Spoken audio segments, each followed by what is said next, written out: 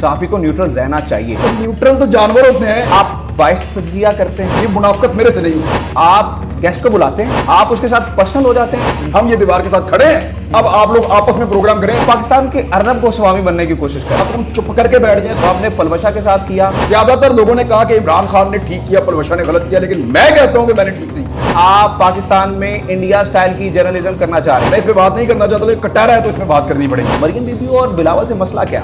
मरियम और बिलावल से तो मुझे जाती है। कहा जाता है कि आप एजेंसीज के पेरोल पे हैं। मैं फौजी का नाम नहीं आपको बताऊंगा। मलिक रियाज का साथ सबसे बड़ा लिफाफा दे सकता है, रोज ठोक रहा हूं। आपको सारी दे लिफाफा ना, दे के दिखाए नून लीग और पीपल्स पार्टी से कुछ जाती मसला है आपको। कि अपने बाप का किया हुआ कोई नहीं खाए। जब कैमरामैन नौकरी से निकलता है, जब रिपोर्टर नौकरी से निकलता है, आप नजर नहीं आते। आप किसी एहतजाज में आते ये हैं। कैमरे के पीछे कौन खड़ा है? मैं ही प्राइम मिनिस्टर के सामने खड़ा होकर वहां बोल रहा था कि यार खुदा का वास्ता हमारे कैमरामैन। अस्सलाम वालेकुम जी, आप देख रहे हैं कटहरा। मैं हूं नजमुल हसन बाजवा। प्रोग्राम के फॉर्मेट का आपको पता है कि हम कटहरे में बुलाते हैं ऐसे मेहमानों को जो कि अवामी शख्सियत होते हैं और इनके जहां बहुत ज़्यादा चाहने वाले होते हैं, वहीं पे इल्ज़ामात की एक धूल है जो उड़ती रहती है। हम इन्हें कटहरे में बुलाते हैं, इनके ऊपर लगने वाले इल्ज़ामात इनके सामने रखते हैं, इन्हें सफाई का पूरा मौका देते हैं और जज करते हैं आप नीचे मुझे कमेंट्स में बताते हैं कि आया इन इल्ज़ामात से इन्हें बरी ज़िम्मा किया जाए या फिर नहीं। आज हमारे साथ कटहरे में मौजूद हैं इमरान खान साहब। अस्सलाम वालेकुम सर। वालेकुम सलाम। बढ़िया, कैसे हैं आप? शुक्र है अल्लाह। बहुत टफ सेशन होने जा रहा है। कोई बात नहीं, कोई बात नहीं। सबसे पहला सवाल आपको, इल्जाम यह है कि कहा जाता है कि सहाफी न्यूट्रल होता है, सहाफी को न्यूट्रल रहना चाहिए, लेकिन आप बाइस तजिया करते हैं। आपकी राय सुन के आपके पसंद नापसंद का पता चल जाता है कि आप किसे पसंद कर रहे हैं, किसे नापसंद कर रहे हैं। बिल्कुल सही बात है, मैं एग्री करता हूँ आपसे। मैं बात करता हूँ, लोगों को पता चलता है कि इसको क्या ठीक लग रहा है और क्या गलत लग रहा है। तो ठीक बात है, इसमें गलत क्या है? सहाफी को न्यूट्रल नहीं होना चाहिए, नहीं होना चाहिए।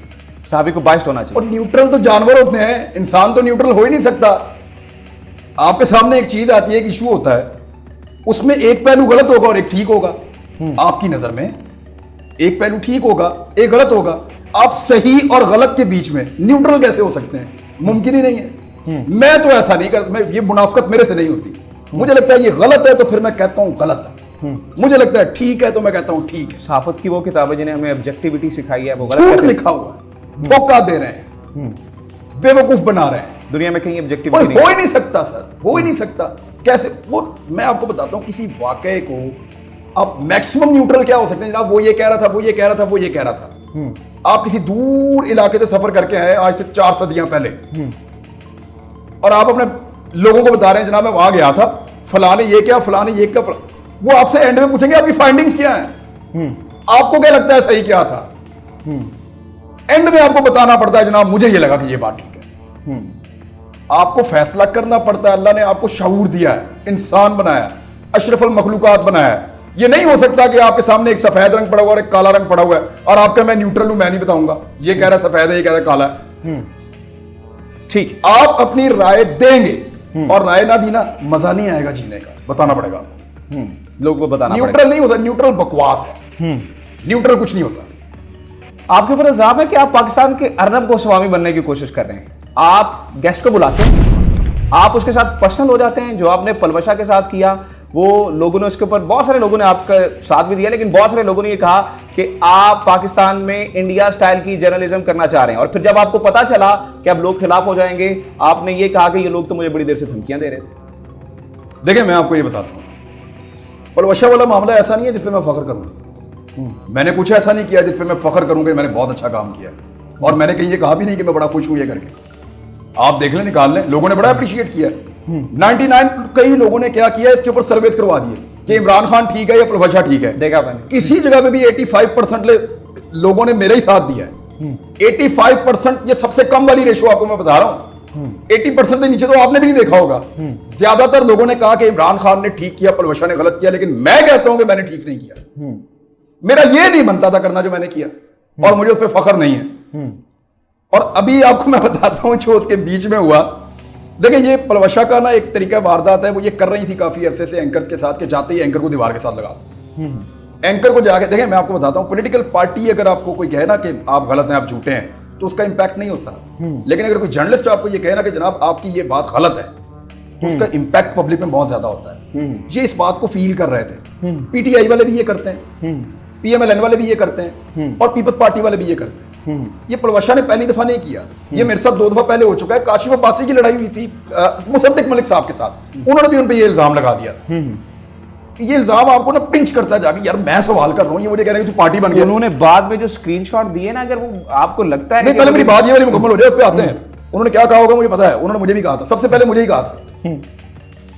पलवशा को ये आदत पड़ गई थी कि वो ये कर रही थी कि इसको पहले ही जाके दबा दो। मैं इस पे बात नहीं करना चाहता, लेकिन कटारा है तो इसमें बात करनी पड़ेगी। और ये और लोगों को भी आदत पड़ गई थी, हम इस चीज को देख रहे थे। अब ये हमारे पास 2 रास्ते हैं, या तो हम चुप करके बैठ जाएं, इसको बर्दाश्त करते रहे, आए हमारे ऊपर इल्जाम लगाए, हमें दीवार के साथ खड़ा कर दें, हम ये दीवार के साथ खड़े हैं, अब आप लोग आपस में प्रोग्राम करें, मेहमान और जाएं। तो न्यूट्रलाइज करने की कोशिश की जा रही थी, जो मैंने पहले आपसे कहा कि हम न्यूट्रल नहीं हो सकते सही और गलत के बीच में।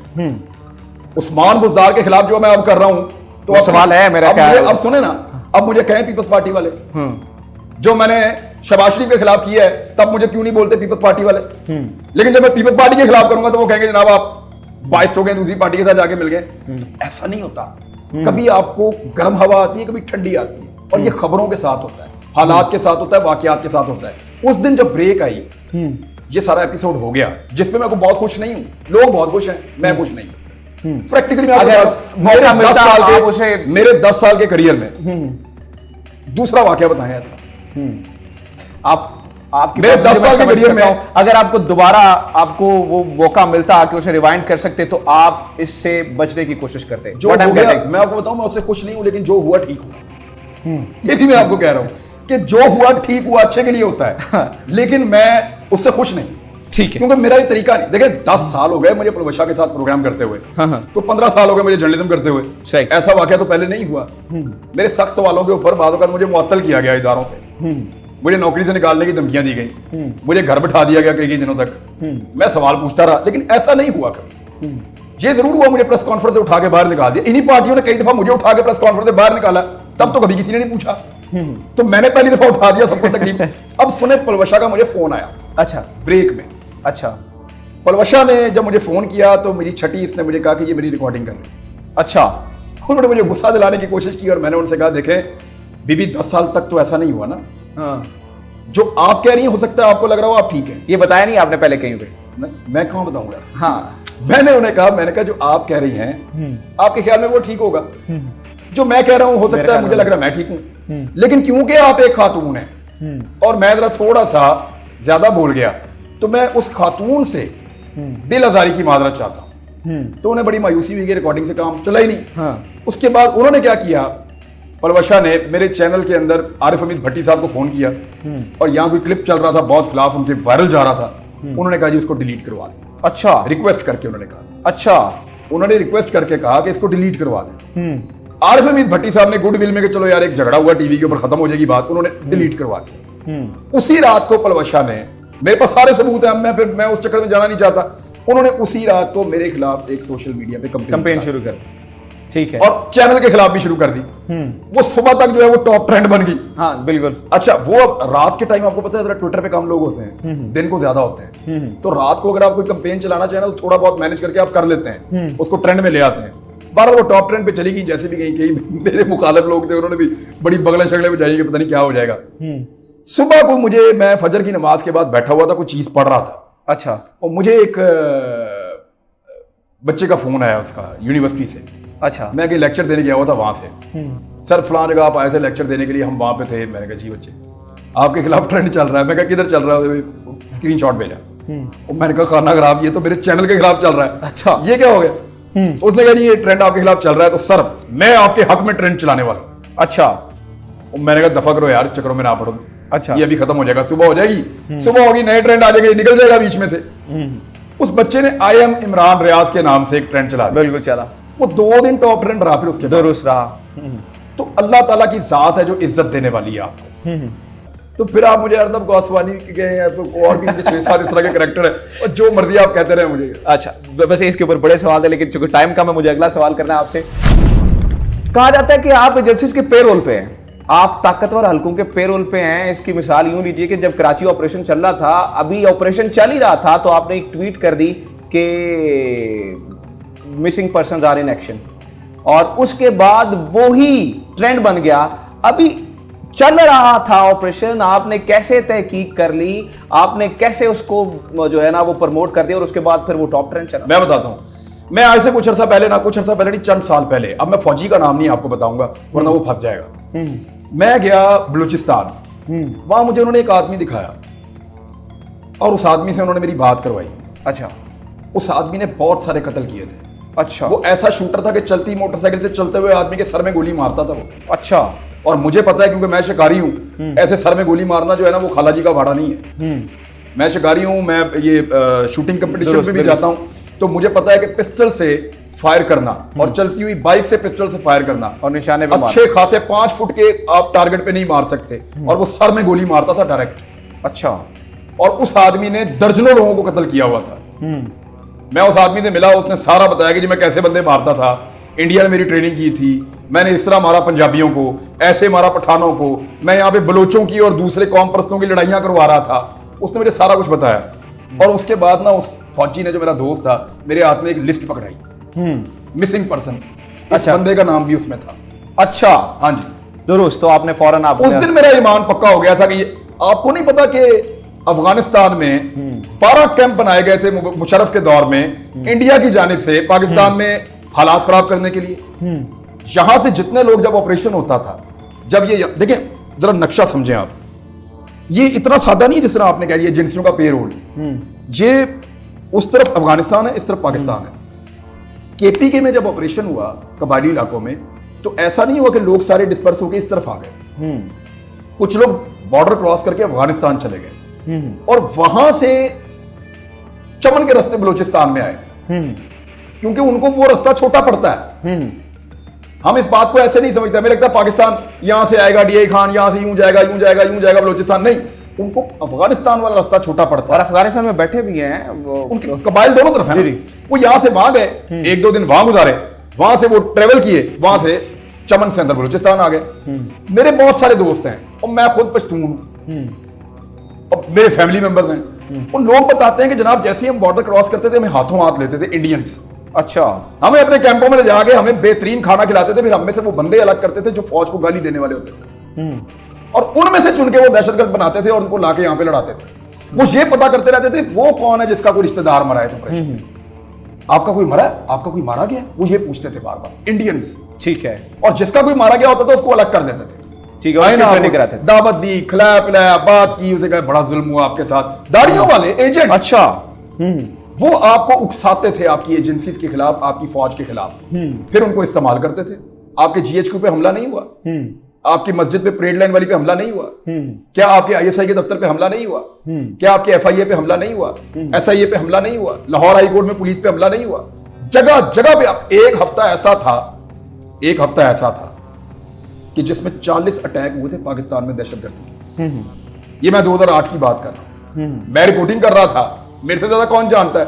2 दफा तो अस्पताल पहुंच गया मैं बम धमाकों में, कई दफा मरते मरते बचा हूं मैं गोलियों से। मैं उठ के देखता था तो मेरे पीछे वाली दीवार पे गोलियां लगी हुई होती थी, मैं बच जाता था बीच में से। जिसको अल्लाह रखे उसे कौन चखे। ये हालात हमने देखे हैं। सही है। तो इसमें ये कह देना बड़ा आसान है कि एजेंसियों के पेरोल पे है, आपको इंफॉर्मेशन कलेक्ट करनी पड़ती है। मैंने ये इसलिए कहा कि लॉ जी और आ गए मिसिंग पर्सन, और उसके बाद वो चला, वो बड़ी देर तक चला और लोगों ने चाहिए था। मैं अपनी भड़ास ना निकालूं कि जो लोग पाकिस्तान के साथ ज्यादती करते हैं, बाद में अगर उनको कोई अगर इदारा पकड़ ले, उनको इन्वेस्टिगेट करे, तो फिर क्या अमेरिका नहीं पकड़ता बंदे? कौन मचाता है शोर मिसिंग पर्सन का? क्या ये नेटो के लोग नहीं पकड़ते बंदे? कौन मचाता है शोर? क्या रशिया ने ये नहीं किया? सारे मुल्क अपनी हिफाजत के लिए ऐसे ही करते हैं, सारे ऐसे ही करते हैं। वैसे ये इसके ऊपर पूरा एक एपिसोड हो सकता है। मेरा अगला सवाल आपसे, मैंने 6 पार्ट देखे हैं आपके कि वज़ीर आला पंजाब की करप्शन कहानी, वज़ीर आला पंजाब का डोरेमोन कौन। कहा यह जा रहा है जो आप वज़ीर आला पंजाब के खिलाफ ये जो एक सारा करप्शन का एपिसोड चला रहे हैं, असल में इस कैंपेन के लिए आपको उन लोगों ने कहा है जो कि पीटीआई के ही वज़ीर आला पंजाब के मुखालिफ धड़े हैं? नहीं, नून लीग वालों ने क्यों नहीं कहा? कहा जाता है ना पीटीआई वालों के साथ। नहीं, नून लीग वालों ने मुझे क्यों नहीं कहा? कहा यह जाता है कि आप फायदा तो लिफाफा लेते हैं, नून लीग वालों का फायदा। कहा जाता है कि आप पीटीआई वालों से लिफाफा लेते हैं। सुने, उस्मान बुज़दार के खिलाफ कवरेज करूंगा मैं इस वक्त जब वो बहुत मजबूत है। उस वक्त क्यों नहीं की मैंने जब वो बहुत कमजोर था? जब सारे उसको हटा के वज़ीर आला बनना चाहते थे, कॉमन सेंस की बात है, उस वक्त मैंने क्यों नहीं किया? आप बताएं। सही। मैं अब क्यों करूंगा? मुझे ये बताया। मैंने पता किसका नाम लिया है साथ में, जिसका आप लोगों के टीवी चैनल्स कभी जरूरत नहीं कर सकते। मुझे सबसे बड़ा लिफाफा पाकिस्तान में कौन दे सकता है? अपना बताएं, सीने पे हाथ रख के बताएं। सीने पे हाथ रखें और बताएं आप मुझे कि पाकिस्तान में सबसे बड़ा लिफाफा मुझे कौन दे सकता है? आप उसी का जिसका नाम लिया आपने, मलिक रियाज का साथ। सबसे बड़ा लिफाफा दे सकता है। रोज ठोक रहा हूं, दे लिफाफा। आफत आ रही है आपको? दे लिफाफा ना, दे के दिखाए। जरूरत करे दे लिफाफा, इधर ढेर लगा दूंगा, फिर वीलॉग करूंगा। बात को समझे, बात को समझे। कहना बहुत आसान होता है यार, करना बहुत मुश्किल होता है। मेरे घर वाले मुझे घर से बाहर नहीं निकलने दे रहे कि तूने पंगा सारों से ही ले लिया है। हाँ, हुकूमत पंजाब से भी ले लिया है, जिनके पास सिक्योरिटी की जिम्मेदारी है, जहां के सबसे बड़े लैंड माफिया से भी ले लिया है, जो कुछ भी कर सकता है, किसी को भी खरीद सकता है, जिसकी जेब के अंदर सारे इदारे पड़े हुए हैं, जो चाहता है वो फैसला ले लेता है, जो चाहता है जैसे काम चाहता है वैसे वो कर देता है। वो इतना मजबूत आदमी है, उसको चैलेंज आज तक कोई नहीं कर सका। जो हुकूमत आती है उसके अंदर उसके बंदे बैठे हुए होते हैं। तू पंगा ले रहा, पागल है तू। मुझे साफियों ने कहा, मुझे दोस्तों ने कहा, रिश्तेदारों ने कहा। और कश्मीर से मेरे रिश्तेदार उठ के परसों आ गए, उनकी आंखों में आंसू थे, भाई किस पक्के में पड़ गया तू, हमें तेरी फिक्र पड़ी हुई है। घर से बाहर मुझे नहीं निकलने दे रहे। इमरान भाई आपके साथ बिलीव करें मुझे एपिसोड करके बहुत मजा आ रहा है, लेकिन चूंकि टाइम कम है, मैं आखिरी 2 सवाल है मेरे, मैं जल्द उन्हें कंप्लीट कर लेता हूं। एक तो सवाल जो कि हर बंदा जानना चाहता है। किसी बंदे ने मेरे बारे में कोई अच्छी बात की थी? अच्छी अच्छा ये है कटहरा, वैसे तो आपके बारे में बहुत अच्छी बातें हैं कटहरे में। मुझे परसेंटेज बता दो। मैं ये सोच रहा हूं ये सारे मेरे खिलाफ ही ये कटहरे में हम सिर्फ एलिगेशंस रखते हैं, इसका इसका फॉर्मेट ये है। अच्छा, कहा यह जाता है, मतलब बड़े लोग ये पूछते हैं नून लीग और पीपल्स पार्टी से कोई जाती मसला है आपको? आप इनके खिलाफ चढ़ दौड़ते हैं, आप इनके खिलाफ प्रोग्राम पे प्रोग्राम करते हैं, और खास तौर पे मरियम बीबी और बिलावल से मसला क्या? मरियम और बिलावल से तो मुझे जाती मसला है। क्या मसला? यार जब मैं स्कूल में पढ़ता था ना, अगर किसी बच्चे को मेरा टीचर भी इस बुनियाद के ऊपर अगली सीट देता था ना बैठने के लिए कि इसका बाप बड़ा आदमी है, तो मैं उसको आधी छुट्टी में मारता था कि अपने बाप का किया हुआ कोई नहीं खाएगा, अपनी इज्जत खुद कमाओ। अच्छा, जूतियां घिस गई लोगों की काम कर करके पॉलिटिकल पार्टी में। कमरुज़्ज़मान कारा साहब के सोच के क्या हालत हो गई उनकी, कितनी मेहनत की है उन्होंने। ये भी खुद पे तो नहीं उठते ना उठे, और उनका उठना शर्त है, मेरा बोलना शर्त है मेरे लिए। मुझे ये तस्कीन मिलती है इस बात से। मैं यहां पे मॉडल टाउन में निकलता था अपने जरूरी काम से, तो कई दफा वो हाथ डाल के रोक देता था। मेरा वहां दफ्तर था, मैं वहां निकलता था, वो हाथ दे देता था आगे। वार्डन मेरा दोस्त बन गया आहिस्ता आहिस्ता। उसने मुझे बताया कि जनाब इनकी कोई बेगम साहिबा अगर शरीफ खानदान की निकली है शॉपिंग करने के लिए, तब भी हम आपको रोकते हैं। इनका कोई बच्चा ट्यूशन जा रहा है, तब भी आपको हम रोकते हैं। अच्छा, तो खून ना खोले क्या? गुस्सा ना है आपको? वो जिसको रोका हुआ उसमें कोई फौजी है, जिसको रोका हुआ उसमें कोई वकील है, और जिसको रोका हुआ उसमें कोई उस्ताद है, जिसमें रोका हुआ वो कोई इज्जतदार आदमी है, जिसको रोका हुआ उसने इस मुल्क को कुछ ना कुछ दिया हुआ है। और रोका किसके लिए हुआ कि बीवी जा रही है शॉपिंग के लिए, तो बच्चा जा रहा है ट्यूशन पढ़ना से। यार खुदा का वास्ता, यार ये मुल्क ऐसे नहीं चलेगा। विरासत में नहीं मिलती पॉलिटिकल पार्टीज और सियासी इज्जत। ये कद विरासत के अंदर ये चोरी चकारी है सारी, ये 2 नंबरी है सारी। क्या किया इन दोनों ने मुल्क के लिए, सवाए इसके लिए उस घर के अंदर पैदा हो गए। यार ये तो ज्यादती है ना यार, ये तो जुल्म है। आप मुझे बताएं कि एक आदमी 50 साल से वो जूते घिस गए, उसके बेचारे के सर गंजा हो गया, उसका नारे लगा लगा गला उसका बैठ गया, उसके जिस्म के ऊपर निशान है मारे खा खा के। वो कल नारे लगा रहा था दादा के, फिर लगाएगा जी बाप के, फिर लगाएगा जी पोते के। क्या चल रहा है यार इस मुल्क के अंदर?